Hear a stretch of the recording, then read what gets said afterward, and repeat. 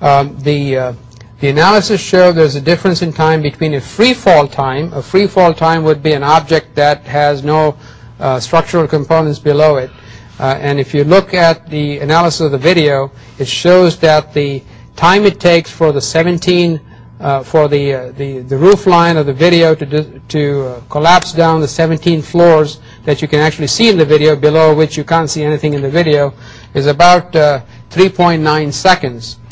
What the analysis shows, and the structural analysis shows, or the collapse analysis shows, it's that same time that it took for the structural model to come down from the roof line all the way for those 17 floors to disappear is 5.4 seconds. It's about 1.5 seconds, or roughly 40% more time for that free fall to happen.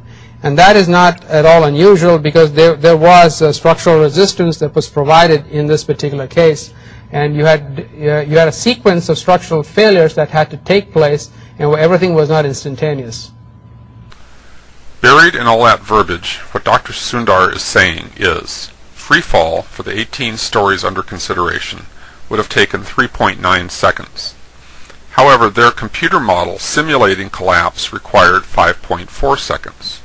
The slower collapse time was to be expected, since there was structure supporting the building as it fell, slowing the fall, that there was a progression of failures that had to take place, and that these were not instantaneous. All of this makes sense as long as you don't look at the evidence. The evidence shows that free fall actually occurred, but since their computer modeling could not come up with a scenario that would allow for free fall, they had to declare free fall out of bounds and try to cover up the evidence. The problem is, unlike the columns and girders buried deep inside the building, the motion of the building is right out in plain view. Since their model predicted 5.4 seconds for the 18-story collapse, they dutifully conjured up a 5.4 second measurement to match. They had to stretch themselves to do it, but they did it. They found the disappearance time, then they went out of their way to pick an artificially early start time, exactly 5.4 seconds earlier. This they compared with free fall time. This next question comes from Dr. Stephen Jones. NIST discusses the fall time for WTC-7 on page 40 of the summary report, where it's stated, assuming that the descent speed was approximately constant. However, observations by others of the descent speed show that the building is accelerating rather than being at constant speed. So the question is, why did NIST assume that the descent speed was approximately constant?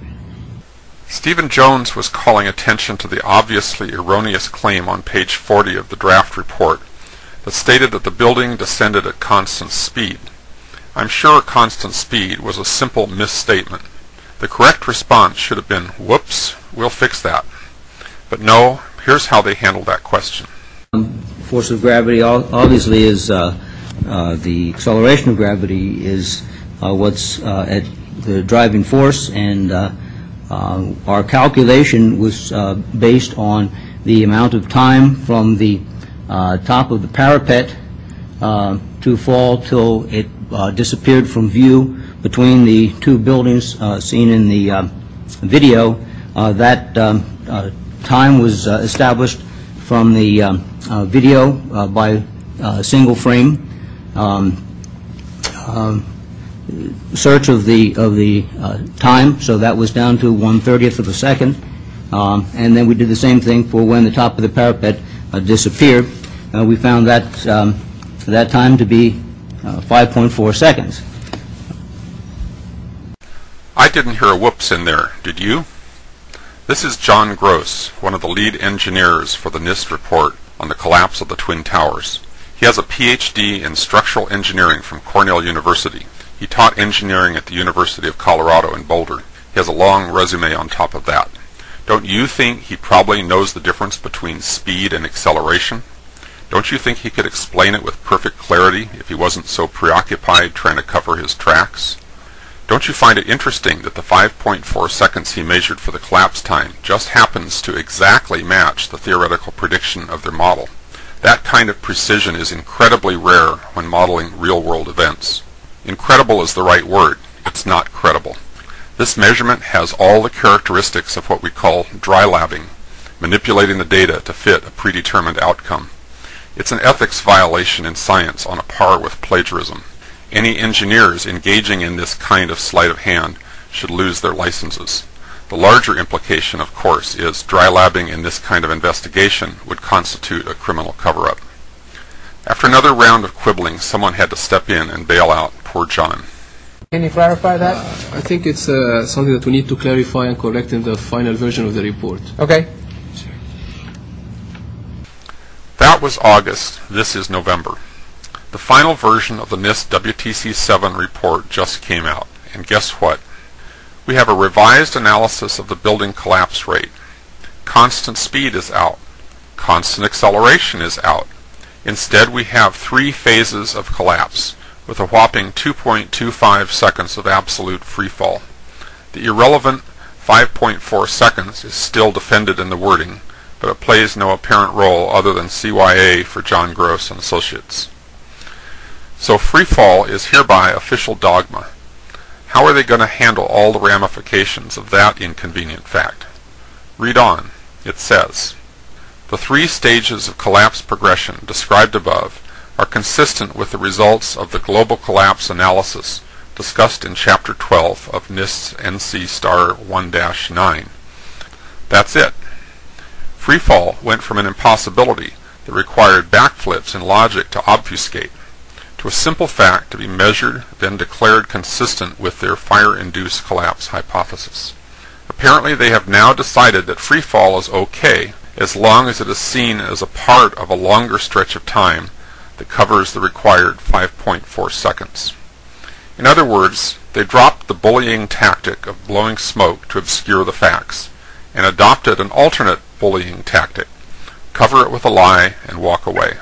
However, NIST cannot walk away from freefall. Now that NIST has certified freefall as fact, take a look at the implications.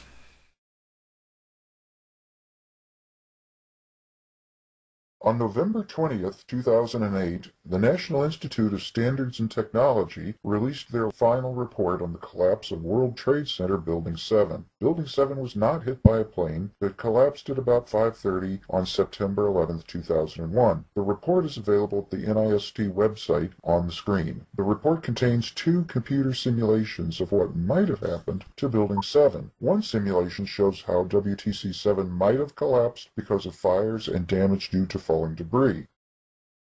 NIST explains the mystery of Building 7 as a progressive collapse in the interior, as we would expect from a fire collapse, but a simultaneous collapse of the outer shell or facade. Does the simulation look anything like the videos? No, it does not. So what good is it? We have all heard the story of the Emperor's new clothes. In that story, the scam was that only the smart people were able to see his expensive new clothes. Too many of us assume that if we can't see how the simulation resembles the videos, we must be stupid.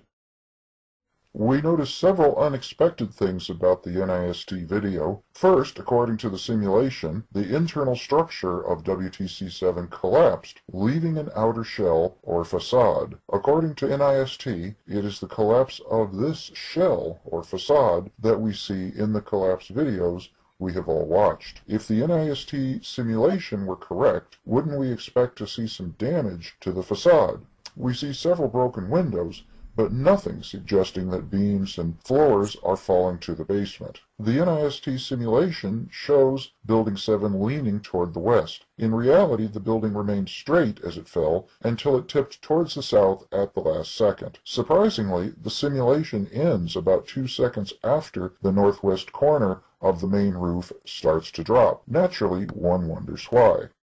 We can imagine how the simulation would finish, and we can play with the simulation images to approximate the rest of the collapse. When we do, we remember immediately that the collapse scenario that NIST has simulated is totally incompatible with free fall acceleration. NIST has now admitted that free fall happened, largely because of David Chandler's work. The problem is, a building cannot collapse at free fall acceleration unless something gets the lower supporting structure out of the way. A building that collapses while crushing its supporting structure cannot drop at free fall acceleration. Perhaps this fact explains why NIST ended their simulation early. They did not want to address the issue of free fall acceleration.